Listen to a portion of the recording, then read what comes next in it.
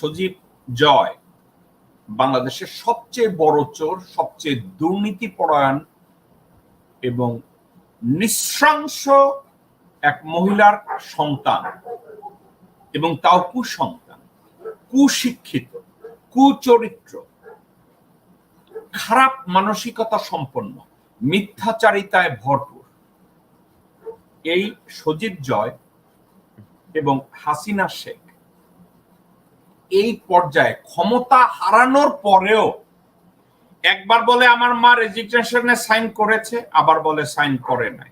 একবার বলে আমার মার we are done in Bangladesh, আবার বলে আমরা বাংলাদেশ থেকে পালায়ে যাই না, আমরা আবার আসতেছি।